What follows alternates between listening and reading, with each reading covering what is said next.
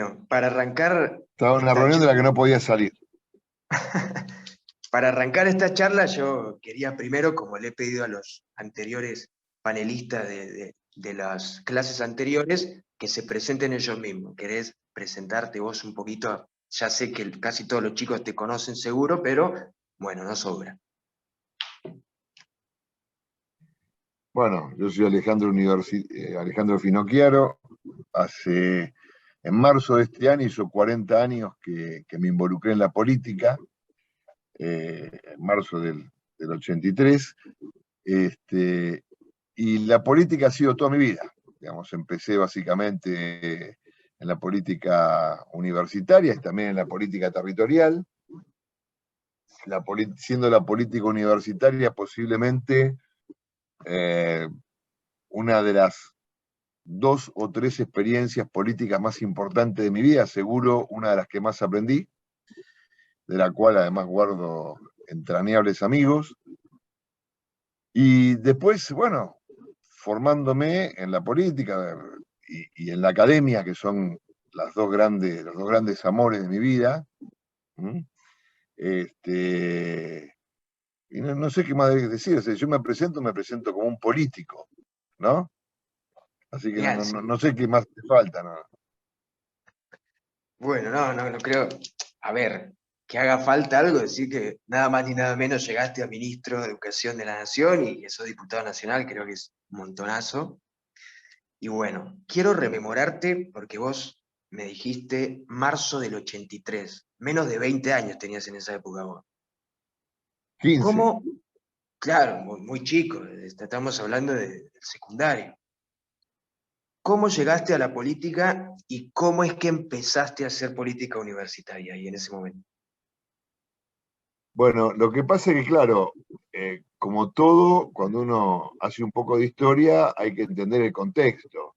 En el año 83 vos no te acercabas a la política te tomaba, te agarraba, te llevaba y en todo caso vos te tenías que bajar, ¿no? Piensen que después de 7, 8 años de dictadura militar, de repente vino la apertura democrática, que eso fue ni bien se perdió la guerra de Malvinas, en mediados de junio, principio de julio del 82. Y todos teníamos unas ganas enormes de participar. Para que ustedes se den una idea, yo vivía en La Matanza y me colaba en el tren, en el ferrocarril Sarmiento, para irme hasta la esquina de Lavalle y Florida, porque ahí todos los partidos políticos ponían mesa, ¿no? Y la gente se paraba a discutir, pero gente, lo que hoy diríamos la gente normal, salía del trabajo y se paraba a discutir. Y se armaban discusiones nunca, fuertes, con gritos. Yo nunca vi golpes, la verdad, y siempre cuando alguna cosa parecía salirse de madre, pero se formaban 5, 6, 7, 10 grupos y un montón de gente discutiendo. Era una cosa maravillosa. Fue el año que no se pudo dar clases, porque venía la profesora y decía, bueno, ¿a quién va a votar? El profe, no, voy a votar, no, pero no. Era terrible, la política te impregnaba. Y yo sentí que eso iba a ser mi vida. Lo sentí. Y ahí me di cuenta por qué, qué sé yo leía el diario desde que tenía 8 años, porque me gustaba mirar el noticiero cuando era chico. Digo, no, o sea, la política me tomó y nunca más pude desprenderme. No es que me acerqué. Bueno, por supuesto, cuando entré a la universidad, 2 años después, yo ya sabía que iba a hacer política en la universidad.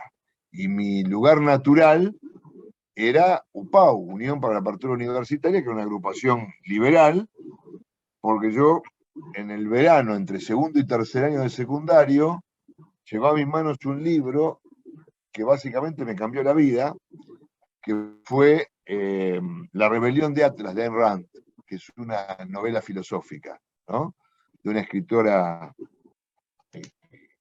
estadounidense, que era una especie de anarco-liberal, pero que es un libro de 1300 páginas, pero que se lo leen en 2 días, una cosa atrapante.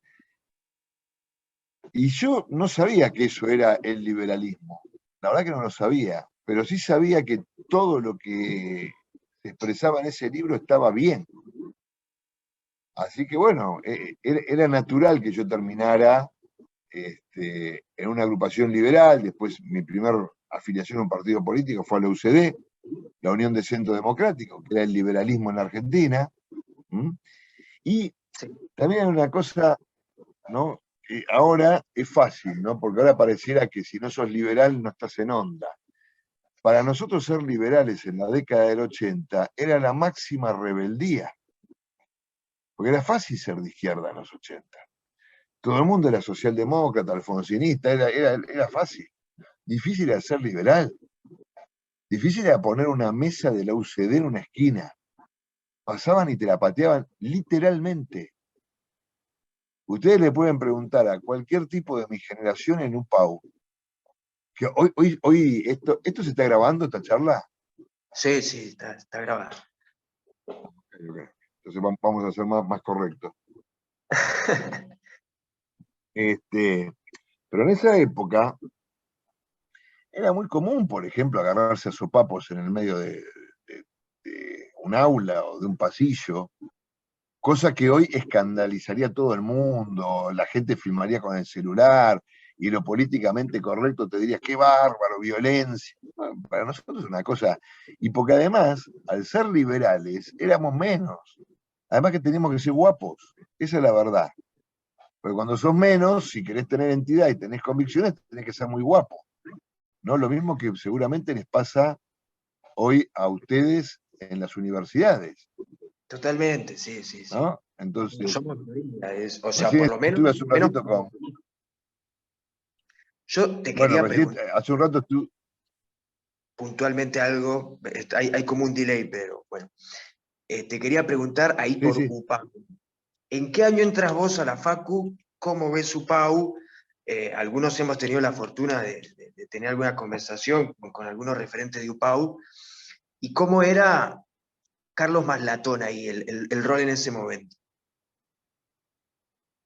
bueno, yo entré a la facultad en 1987 porque, si bien yo había terminado el secundario en el 85, yo estudié en la Escuela Naval Militar, yo estudié para oficial de la Armada un año, y también es un lugar donde aprendí muchísimo, pero ahí me di cuenta que como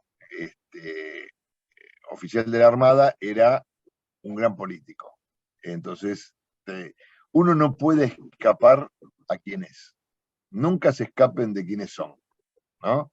Dejen fluir quiénes son. En todos casos, corrijan defectos, pero bueno, y la verdad cuando yo entré, Carlos ya había sido electo concejal, él se había hecho la sucesión en Juan Curuchetti, Héctor Huisi, ¿no? Pero Carlos era exactamente igual que ahora, sin redes sociales. O sea, digamos, la amplificaba menos porque no había redes, esa es la verdad. Pero era exactamente igual que ahora. Carlos no ha cambiado con el paso de los años. Siempre fue igual. Ahí con UPAU, cuando vos te sumás, me decís que ya estaba Curuchet, te perdiste entonces el tema de la entrada del CBC en el 83. Siempre nos rememoran y nos dicen, UPAU nace justo con la vuelta a la democracia y con la discusión del CBC.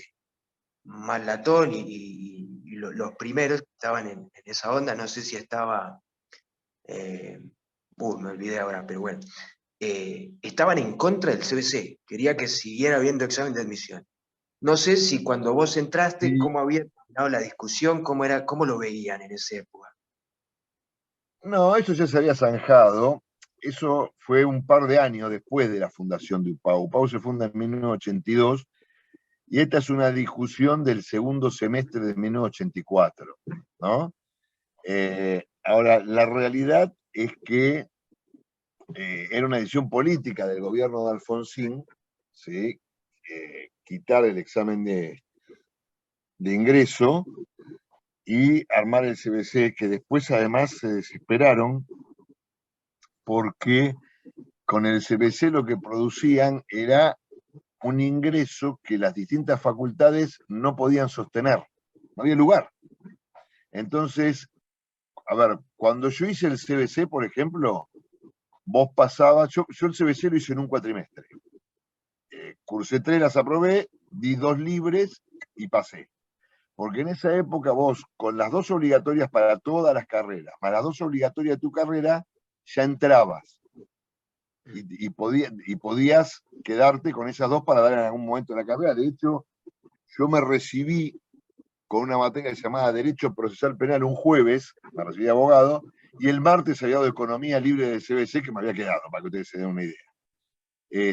Entonces, ¿qué hace después el radicalismo?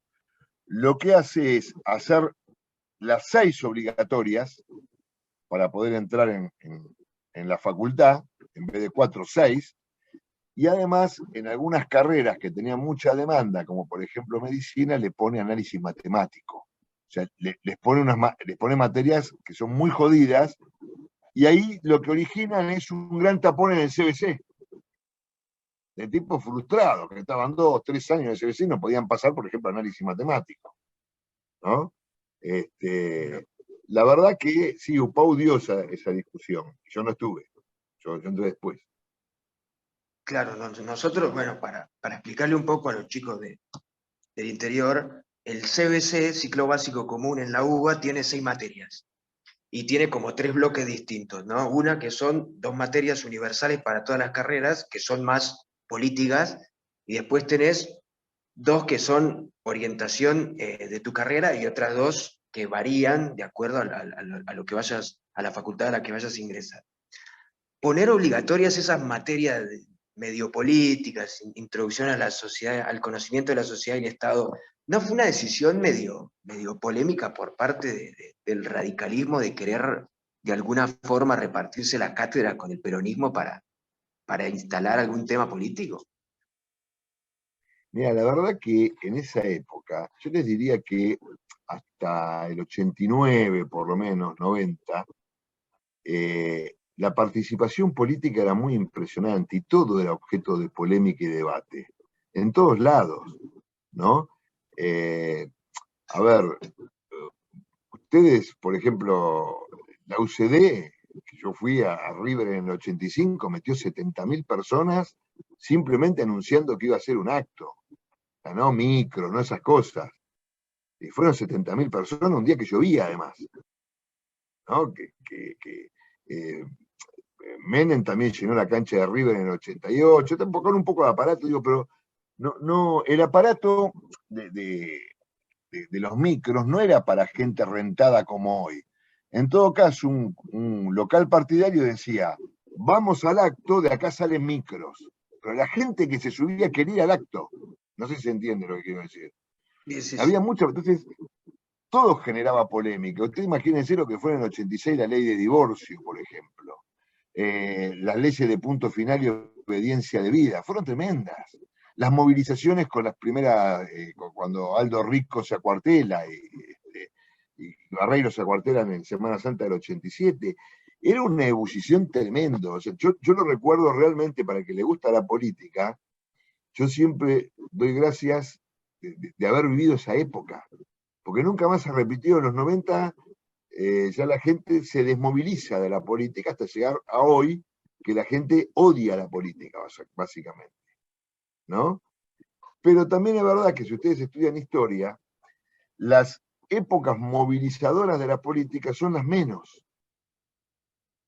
Es decir, a ver, la política es una de las actividades más ingratas del mundo, porque la verdad que la mayoría de los que hacemos política la hacemos con vocación de servicio. Puede haber alguno que entre por algún objeto espurio, digo, pero todos tenemos vocación de servicio. A mí, por ejemplo, me llena el alma estar hablando con ustedes hoy, ahora, en este momento. No siento que estoy perdiendo el tiempo, siento que lo estoy ganando. Me encanta hacerlo, porque tengo esta vocación, ¿no? Ahora, sepan que nos putean, sepan que la gente piensa que somos una mierda, y sepan que se van a morir con esto, y si somos reconocidos, vamos a ser reconocidos después de muertos. Sepan eso. Ahora, ¿quieren un pequeño consuelo? Si leen Aristófanes, que era un autor de comedias griego del siglo V, a caballo entre el siglo V y IV antes de Cristo, ¿no? Aristófanes era como una especie de Pinti de la época, o de Moldaski de la época. ¿Saben qué pensaban los griegos de sus políticos? pensaban que eran malos, corruptos, que usaban el poder para provecho propio. Es decir, lo mismo que piensan nuestras sociedades de los políticos. Y a veces uno se indigna cuando ve esas cosas. Yo, por ejemplo, hay una persona que está con Milei que me vive diciendo, vos Finocchiaro, que acomodaste a todo el mundo, de todos tus parientes. Yo no tengo ningún pariente acomodado en ningún lado. De hecho, cuando yo asumí como ministro nacional, mi esposa, que hacía 6 años trabajaba por su cuenta con Esteban Bullrich, y yo le pedí la renuncia. Le pedí que se fuera para no estar en el ministerio cuando yo era ministro.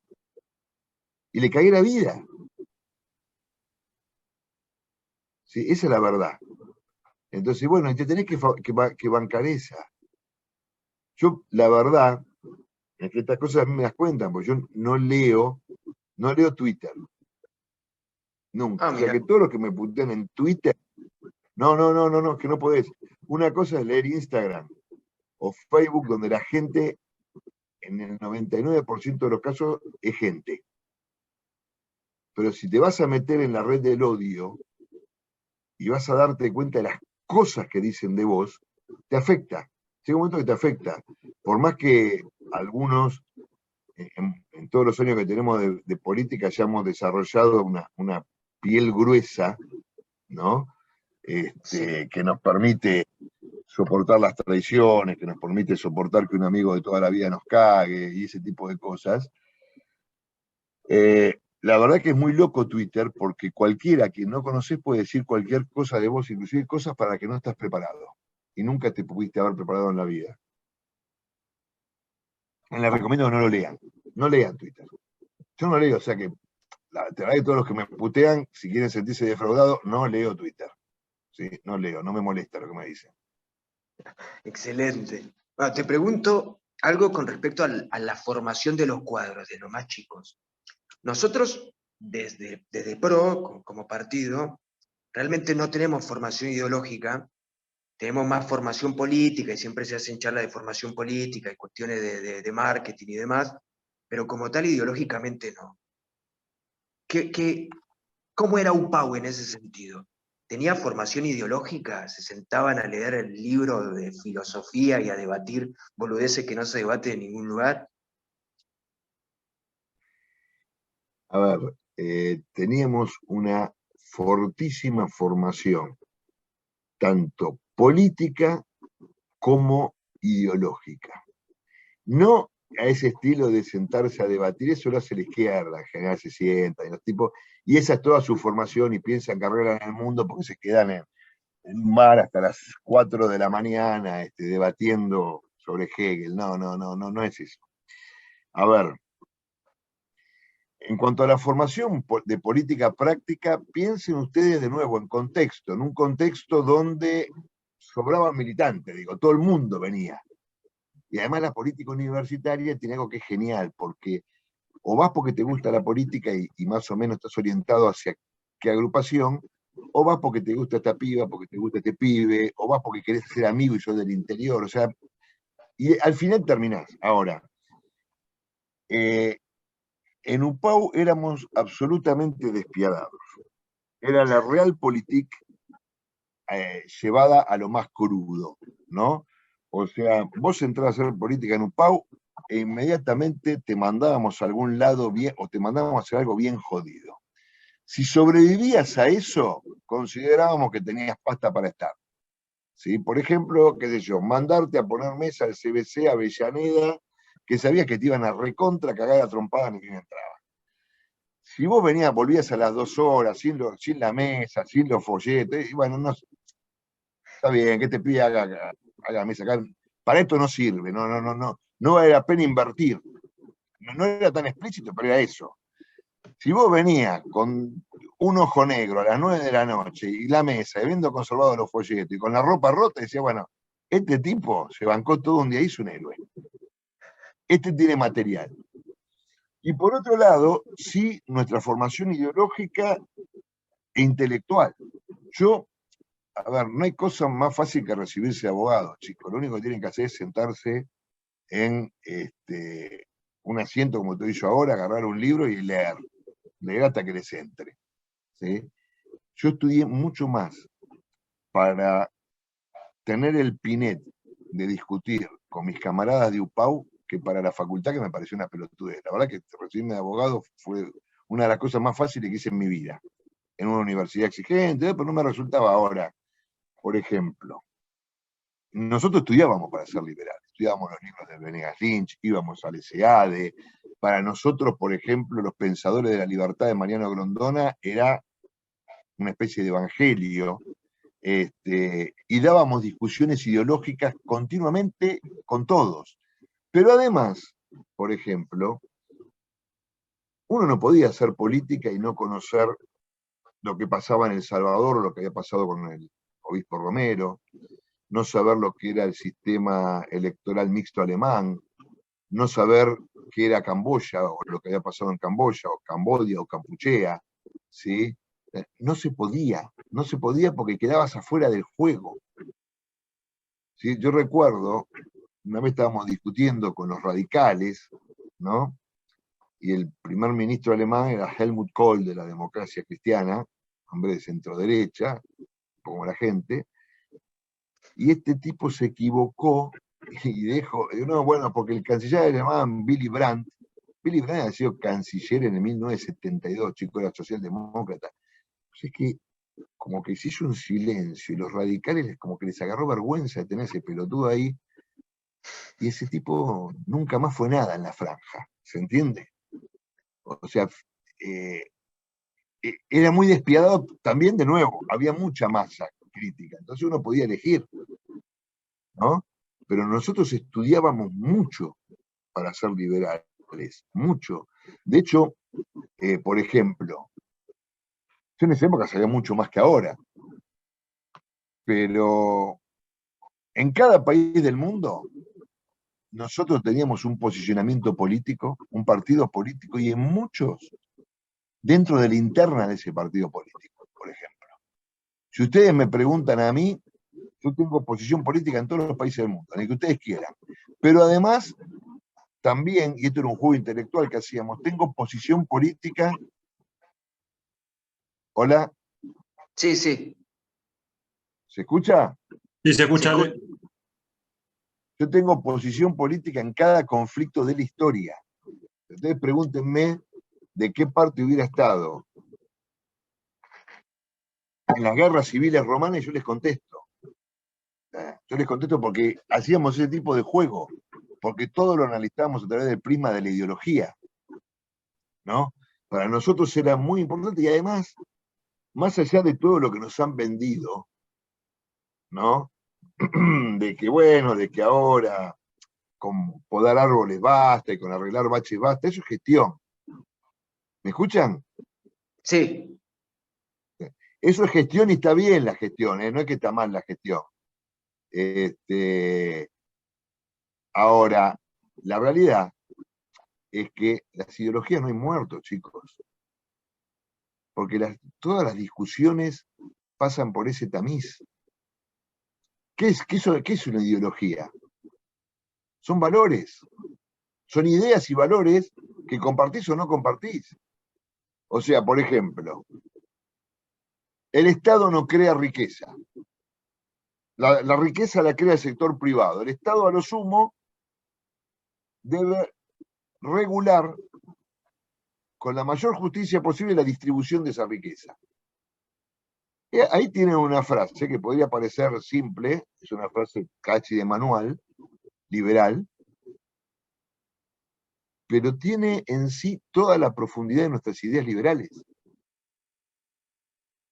No es una frase inocua. Cuando yo les digo que por mí Aerolíneas Argentinas, ni venderla, yo te la cierro Aerolíneas Argentinas.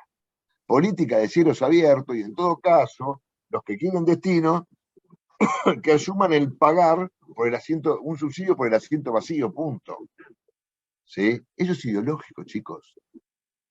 No es solo práctico. Porque ¿saben por qué es ideológico? Porque es una inmoralidad que nuestras escuelas, ¿sí? Tengan necesidades básicas, o que un pibito en La Matanza sea gordito porque lo único que come es harina y está muy mal nutrido, mientras el presidente de Aerolíneas Argentina se sienta todos los días a perder $1,5 millones de dólares. ¿En qué país pasa eso? Entonces todo es ideológico. Y nosotros nos formábamos absolutamente ideológicamente. Esperen que voy a buscar un poco de agua.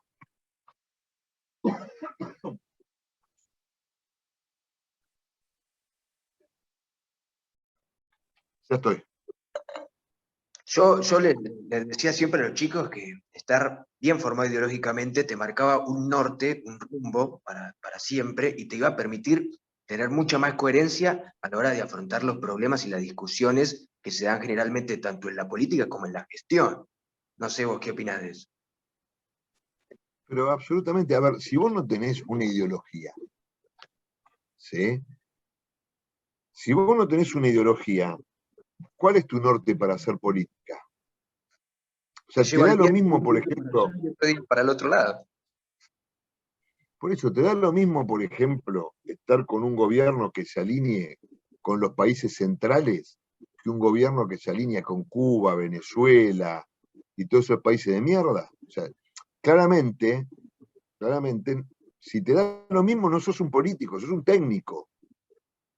Digamos, a ver, nuestro amigo Durán Barba es una persona que es un técnico de la política. El tipo te vende cómo podés ganar elecciones.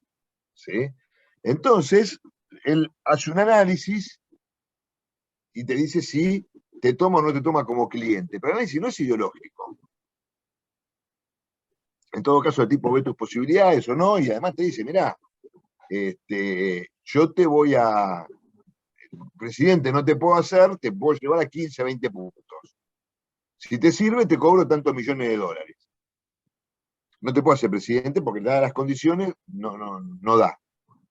Ahora, por ejemplo, qué sé yo estoy en contra de la pena de muerte, por ejemplo. Sí, yo también. Para mí es un valor. Porque los políticos, nuestros principios deben ser flexibles, porque si no son flexibles, no tenés capacidad.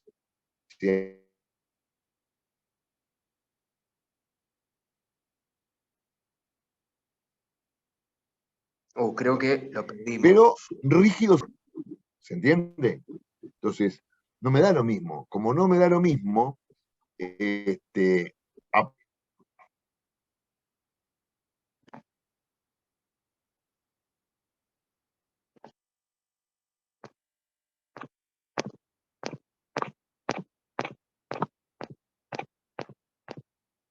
Sí, me parece que es el internet de Alejandro, ¿eh? Sí, puede ser porque no lo estoy escuchando. Nada más, Sí. creo que ninguno. No. A ver, banqueme un segundito. Ahí creo que volvió Alejandro.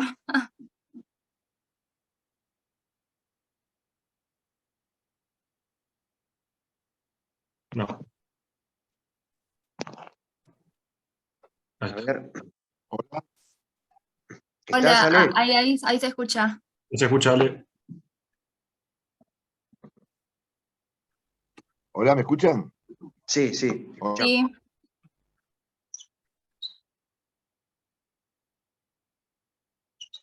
Anda mal, ¿eh?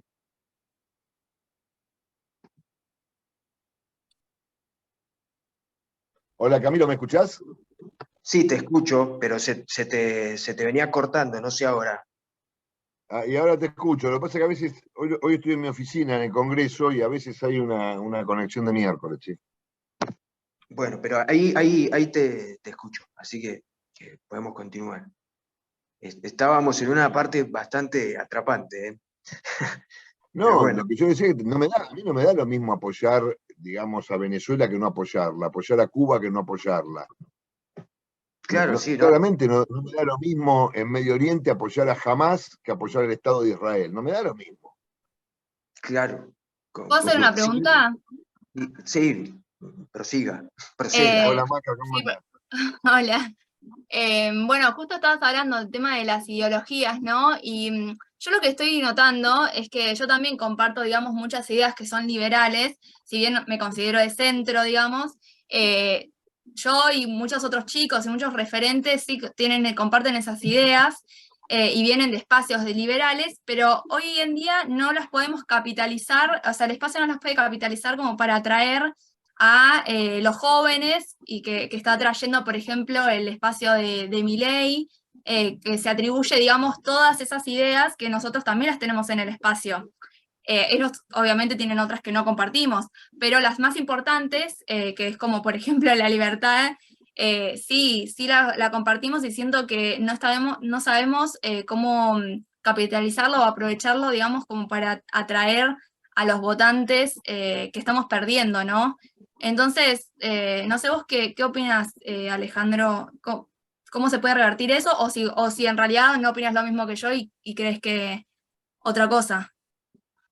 No, no, sí. A ver, en primer lugar, que el PRO siempre fue culposo de ser un partido de centro a la derecha. ¿Sí? Y eso es tremendo, porque de nuevo, no asumirte, ¿no? Vieron cuando empecé, dije, chicos, asúmanse lo que son y fluyan. Bueno, nosotros somos un partido de centro derecha. Guste, no guste, lo somos. Algunos están más a la derecha, otros más al centro, pero somos un partido básicamente de centro derecha y liberal. En segundo lugar, yo no creo que Milei empieza con esto, él no se define como liberal, sino como libertario.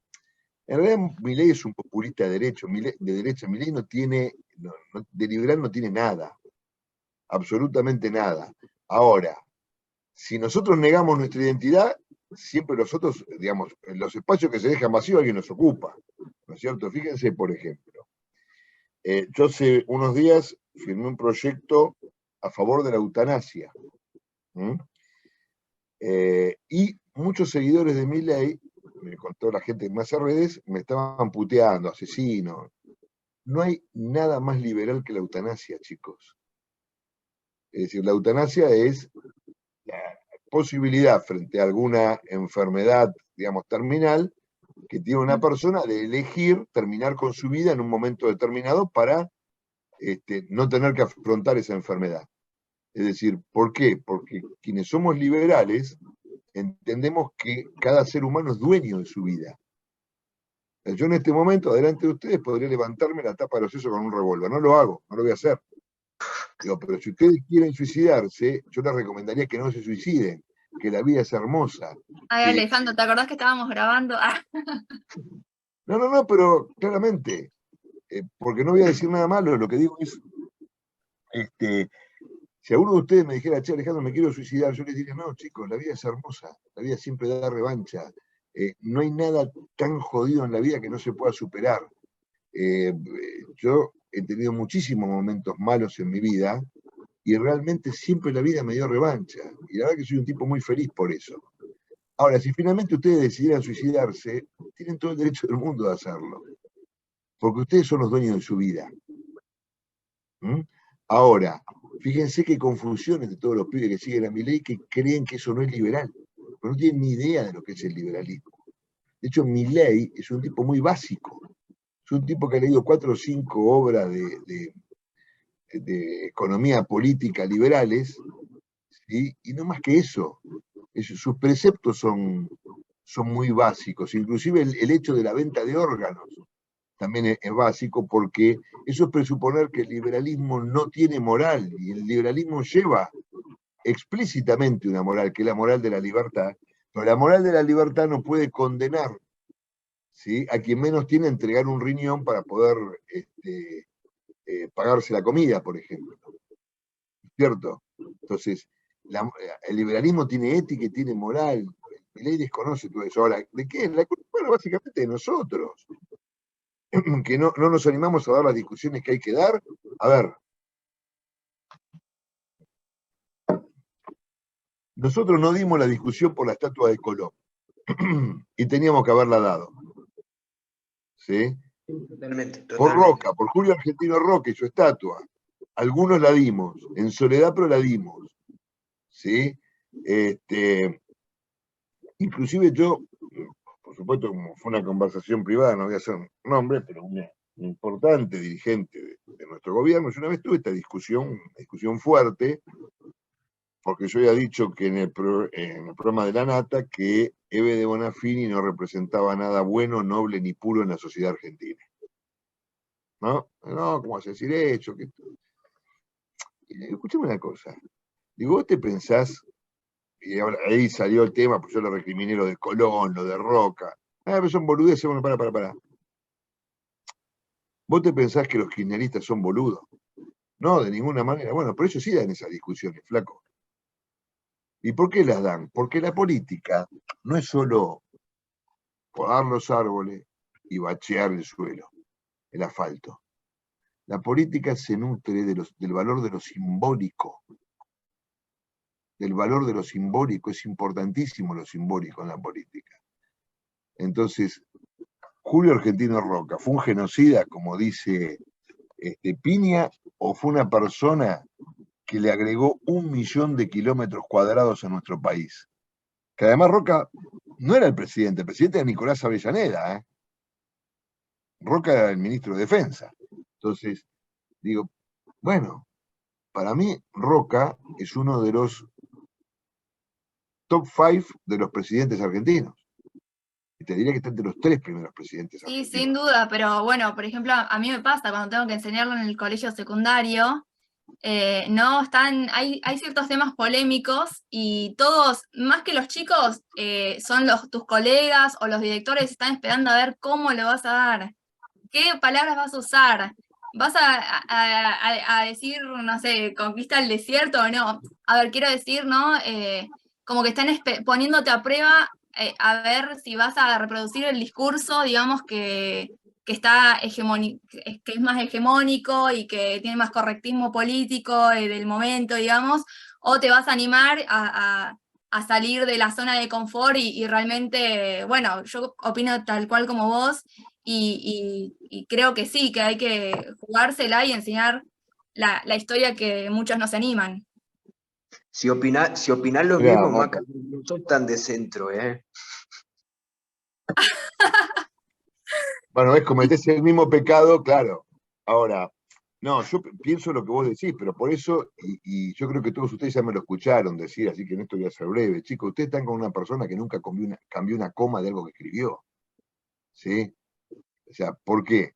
Porque yo creo firmemente en mis convicciones. Ojo, si me demostrás que en algo estoy equivocado, te doy la razón, porque también es liberal admitir el error. Pero yo bajo presión nunca cambié una coma.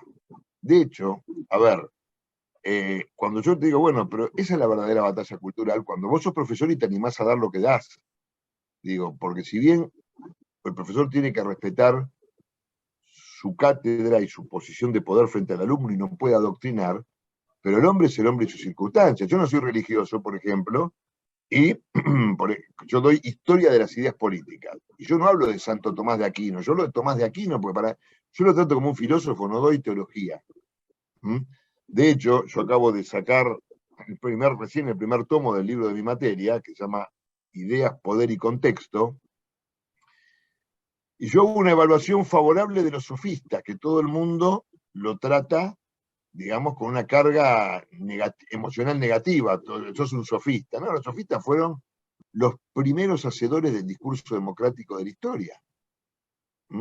Y yo defiendo a Nicolás Maquiavelo, por ejemplo, porque la mayoría de los que hablan de Maquiavelo nunca en la puta vida leyeron a Maquiavelo. Yo me río cuando muchas veces leo un artículo de un diario y un periodista cita a Maquiavelo y digo, este tipo nunca leyó Maquiavelo. ¿Sí? De hecho, hasta hacen una cita de Maquiavelo que no existe dentro del libro de Maquiavelo, que es que el fin justifica los medios. Nunca Maquiavelo dijo una cosa así. ¿Sí? Y también reivindico el feudalismo, que en realidad fue una reacción del poder civil frente al poder de la Iglesia en la Edad Media, aunque ahora deformado, cuando hablemos de feudalismo, pensemos en Gilles d'Infranc, ¿no? Pero en ese momento la forma que la gente, el poder secular, el poder civil, tenía de parar a la Iglesia, que creía en una sociedad total, y parar al Papa.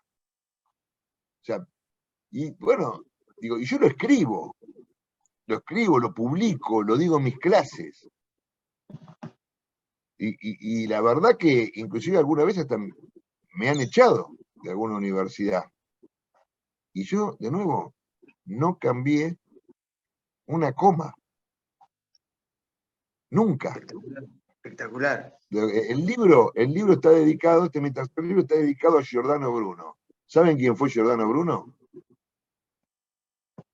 Fue un monje. Eh, A ver, Maca. bueno, es que yo vi la entrevista que diste. Bueno, entonces no, Eso no no me vale, no spoilees. vale. Pero fue un monje, un matemático, astrónomo, poeta, filósofo, bueno, como tenía toda esa formación que tenían los hombres del Renacimiento, y el tipo tenía alguna teoría con respecto a los movimientos celestes, y yo, como la de Copérnico, pero que la verdad no contrariaba a la iglesia. Y la Inquisición, la Inquisición era el tribunal de la iglesia, ¿no? El tribunal que jugaba la herejía, como estaban muy sensibles por el tema de la reforma luterana y calvinista, lo condenaron a muerte al tipo. O sea, lo juzgaron, se apuraron. Entonces, para explicarlo sencillo, el círculo rojo de esa época, hasta el mismísimo Papa, ¿se escucha? Sí, Sí, perfecto. Hasta el mismísimo Papa le agarraron al tribunal de la Inquisición y dijeron, che, se le fue la mano con esto. Esto no era para condenarlo a muerte, el tipo era para un castigo, pero no para.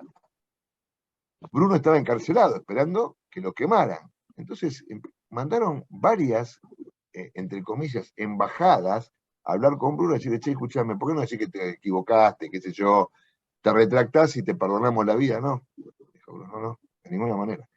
Y cada vez le pedían menos. Bueno, mira, por lo menos insinúa que podés estar equivocado. No, que no creo estar equivocado. ¿Por qué voy a decir lo que no pienso? Bueno, para que te salvemos la vida, así te perdonamos. Bueno, aunque sea, por lo menos decir que podría caber. No. Hoy, en un lugar muy bonito, en Roma, se llama Campo dei Fiori, está lleno de restaurancitos, un mercado, qué sé yo, está la estatua de Giordano Bruno y una baldosa redonda con el lugar donde Giordano Bruno fue quemado. Hay que tener mucho valor para morir por las cosas en las que uno cree.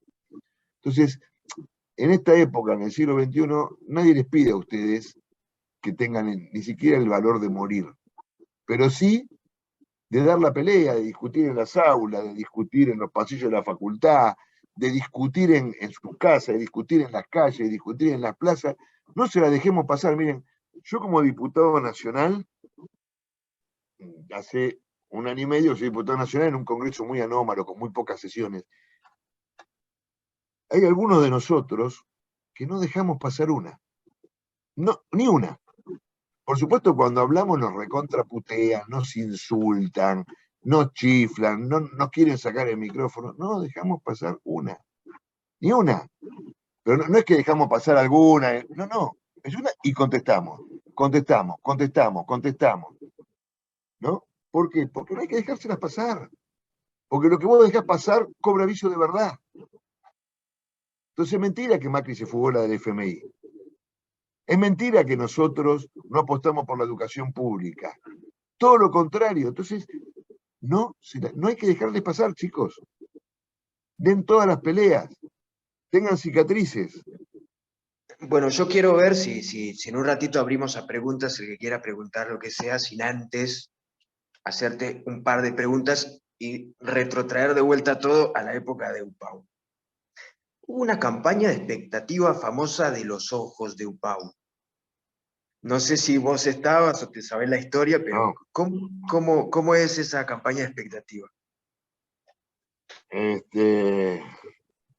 Mirá, eso fue en el 82 justamente. Yo estaba en segundo año de la secundaria ahí. Pero era poner un ojo en los baños y todo sin decir de qué se trataba. Y eso generó una expectativa de ver qué era hasta que apareció UPAU con el ojo que todo lo mira, ¿no? Y era una apuesta muy fuerte. ¿Por qué?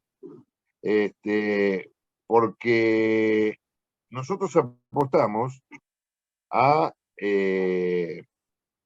una agrupación no independiente. En esa época se habían puesto de moda las agrupaciones independientes, que tenían nombres latinos, Quantum, Justum. Y nosotros pensábamos, y yo lo sigo pensando, que no hay nada que sea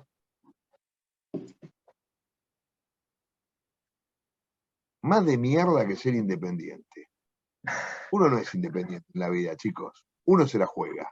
Nosotros no éramos independientes, éramos liberales, adheríamos a un partido político o a varios, porque algunos estaban en UCD, otros en el Partido Demócrata.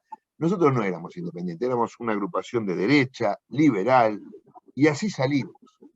Y salimos como una tromba. Y en 2 años hicimos desaparecer a todas esas agrupaciones que presumiblemente compartían el electorado con nosotros. Desaparecieron de la faz del mapa y nunca más volvimos a escuchar hablar de ellas. A ver, ser independiente me suena a ser neutral. Y justamente Maquiavelo decía que no hay peor negocio que ser neutral, porque los que ganan sienten que no te deben nada. Y los que pierden sienten que perdieron por culpa de ¿no? Que no te jugaste. Yo en la vida siempre me la jugué. Siempre. Siempre, ya les digo, tengo posición en cada conflicto de la historia. Si usted me pregunta, en cada país del mundo, yo soy de un partido político, juego con un político de ahí, ¿no? Siempre. Y nunca y no lo oculto. Hoy De hecho, nosotros, fíjense, cuando murió Carlos Menem, ¿sí?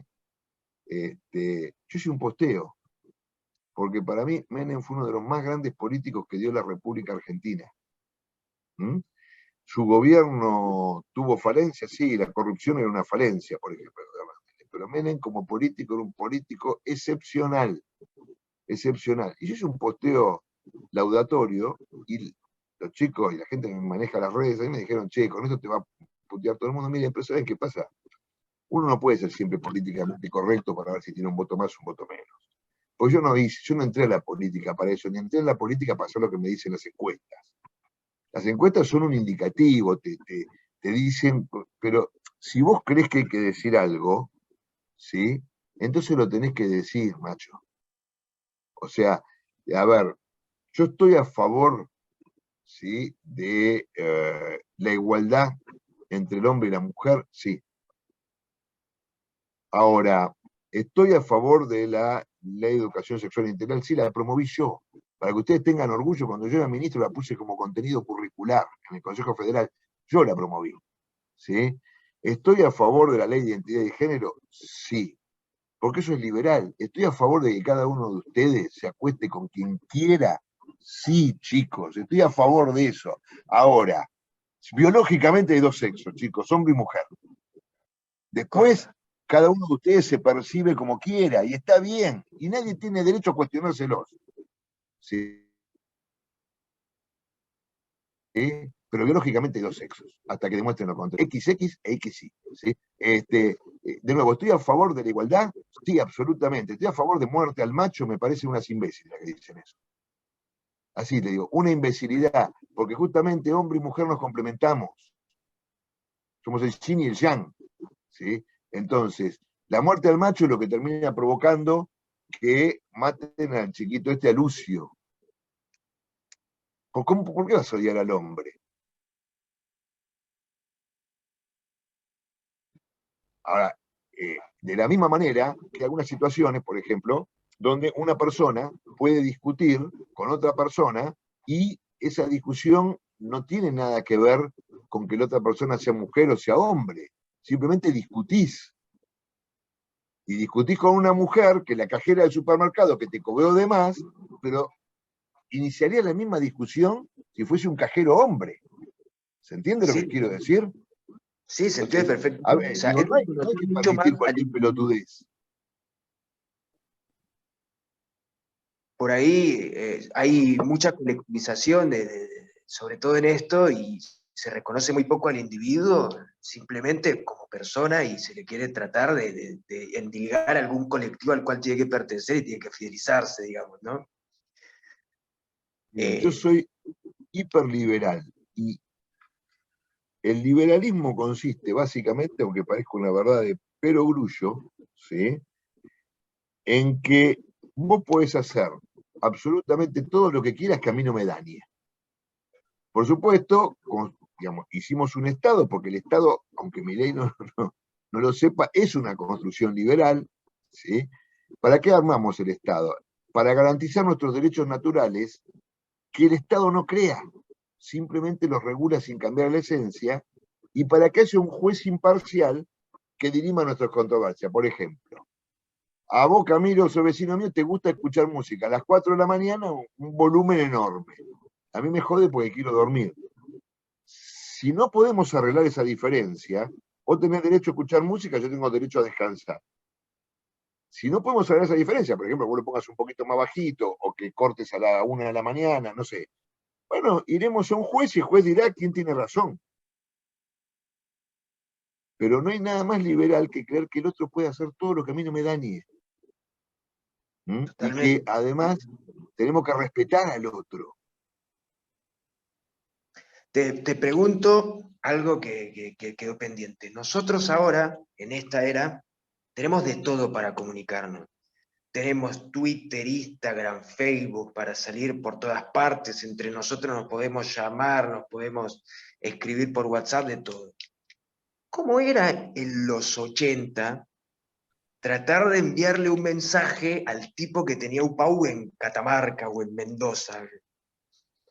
¿Cómo podían concebir esos lineamientos ideológicos y compartirlos y que fueran más o menos lo mismo?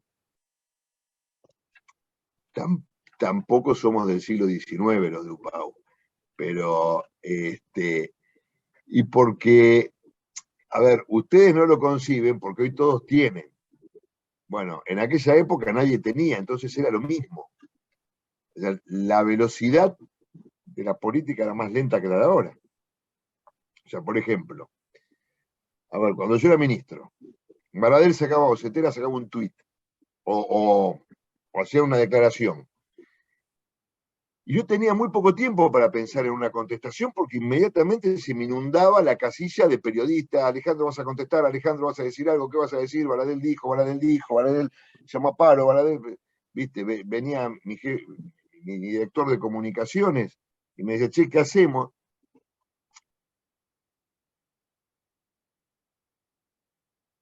El ministro no estaba en el ministerio y nadie lo podía encontrar. Punto. Por supuesto, a lo mejor tenías 12 horas para grabar una respuesta a algo, o 6. Acá a veces tenías como mucho media hora, pero también es verdad que todos nos acostumbramos a este ritmo enorme. Entonces, nada, vos tenías que trabajar y bueno, usabas el teléfono, usabas el fax,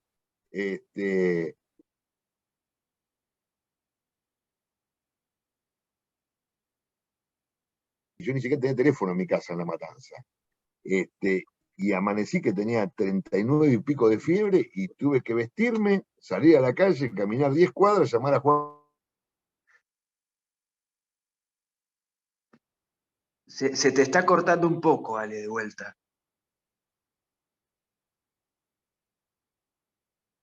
Decir algo. Digo, qué sé yo, de la misma manera. No se te entendió nada, bueno. Por avisarte. Ale, se te corta bastante lo último, ¿eh? Es seguro la conexión a internet, pero no sé si lo podés repetir Sí, porque es la de acá. Lo que digo es que en las relaciones humanas pasaba eso, ¿no? Vos quedabas con un amigo.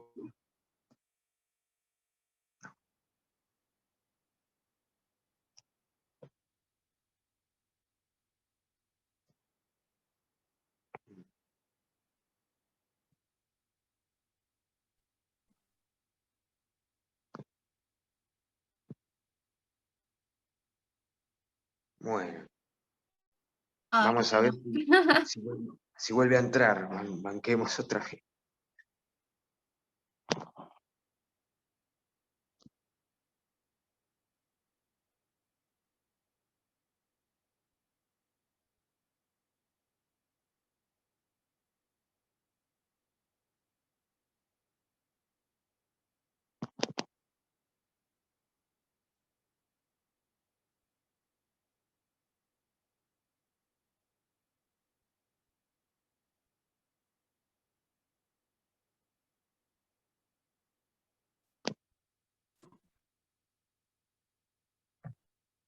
Hola. Ahí estás. Sí, Hola, sí, hola, ahí se lo escucha. que perdimos, sí, se escuchaba bastante Yendo mal. acá.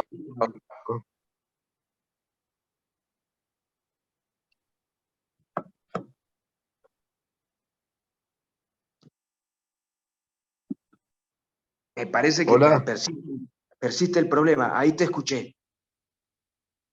ahora pareciera que hay señal acá. Ok. Bueno, pero te escucho. Decía que en realidad eran así las relaciones humanas, Sí. que vos, hola, Sí, sí. Sí, sí. decía que eran las relaciones humanas en general, digo. Uno podía llegar a un lugar y el otro ya estaba, no había forma de avisar. El otro se daba cuenta porque lo dejaba plantado, ni más ni eso.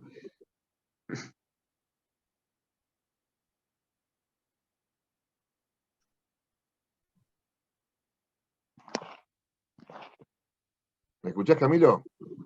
Ahí te escucho, pero parece como si se cortara, pero te estoy escuchando ahora, ¿eh? Imagínate un mundo donde vos leías el diario de papel a la mañana para enterarte de las cosas. Hoy el diario Claro. de papel ya tiene noticias que son absolutamente viejas, Sí, sí. ¿no? Yo el diario del domingo en general lo leo el sábado a la noche. Claro. Sí, oye, todo al instante, digamos, sí, es rapidísimo. Y nosotros Imagínense un somos el mundo sin mundo. cable. Eh, Imagínense ahora ustedes están acostumbrados a los canales de noticias. Era un mundo que tenía dos noticieros, el del mediodía y el de la noche. No había noticias continuamente, no ponías la BBC, no ponías CNN, no ponías Fox, ¿sí? No existía eso. Yo el otro día me quedé hasta qué sé yo, hasta la 1 de la mañana mirando las noticias sobre la elección de España. Eso no existía. Me imagino que tu representación política, si fueses español, sería el Partido Popular. Sí, siempre. Es más, desde que era la Alianza Popular de Fraga Iribarne. Después cambian a PP y Fraga se retira y le deja la conducción a José María Aznar. Sí, claro. En España popular, en Inglaterra conservador. Eh, Les digo a los chicos, a los que siguen aún conectados, si tienen alguna pregunta, el momento es ahora, simplemente abran el micrófono y procedan a preguntarle a Alex.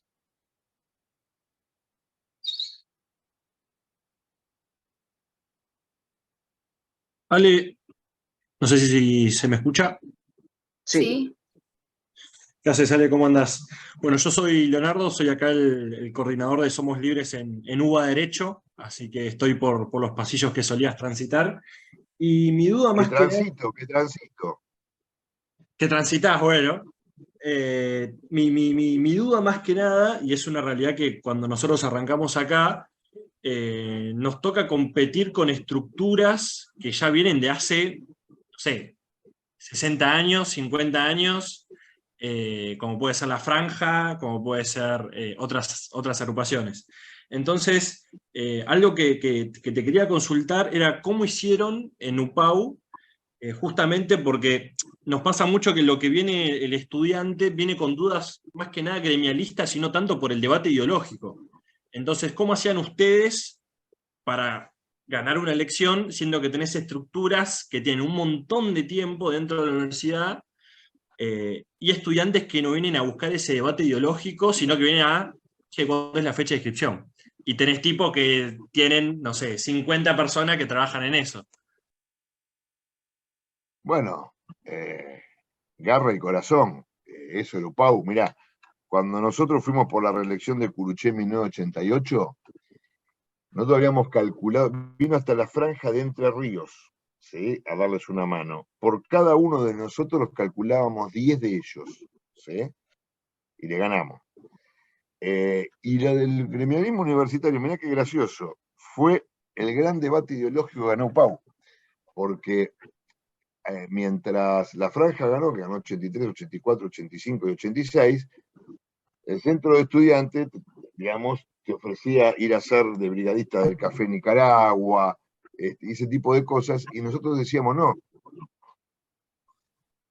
un centro de estudiantes es para hacer gremialismo universitario, nosotros tenemos que preocuparnos si hay en ese momento máquinas de escribir en el centro de estudiantes, si hay más libros en la biblioteca, si hay más ofertas de cursos en determinadas materias.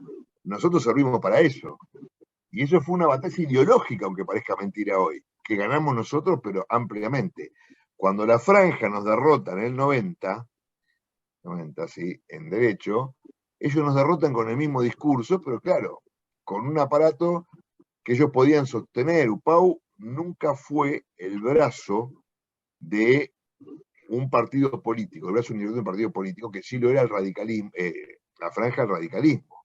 A nosotros nos bancaba Adelina, a nosotros, María Julia bancaba a los de ingeniería, digo, y vos conseguías, el enano Huisi, Mauricio, el padre Franco nos daba plata, digo, el enano Huisi iba, recaudaba cuando venían las cosas, que viste, te sacaba hasta copele de teléfono para poder bancar eso. Pero eso también fue parte de la mística de UPAU, ¿no?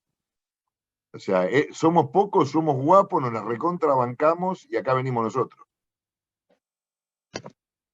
Y además decíamos barbaridades. Espectacular. Nunca fuimos políticamente correctos, jamás. Jamás, nunca. La corrección política, por eso hoy estuve con mi amigo Martín César, que me contó que había terminado de leer un libro que dice la derecha se volvió rebeldía. Justamente la derecha siempre fue la rebeldía.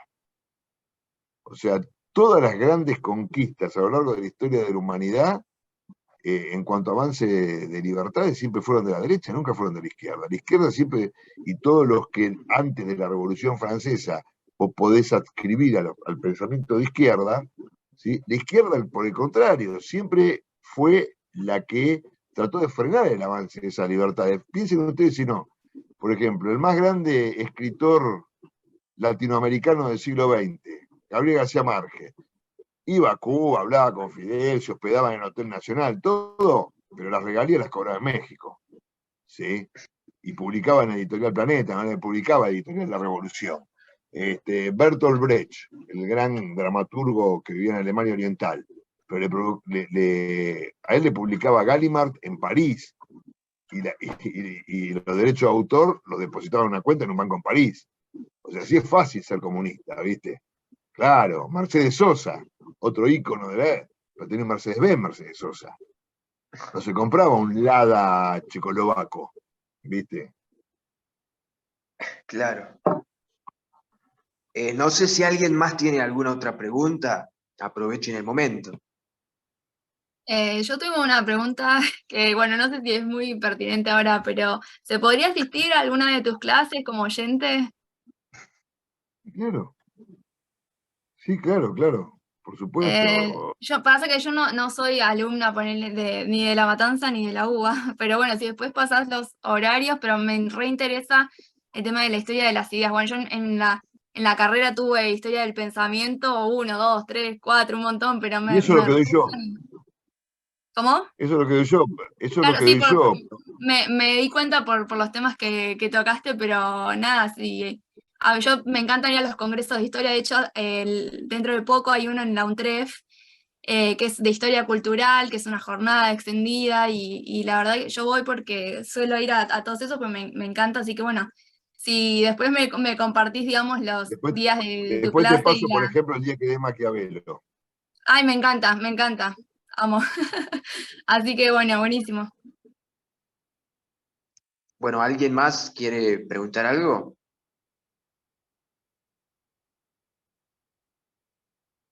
No sé si por ahí de Córdoba, de San Martín, de La Matanza. Los veo conectados. ¿Alguno quiere preguntar algo?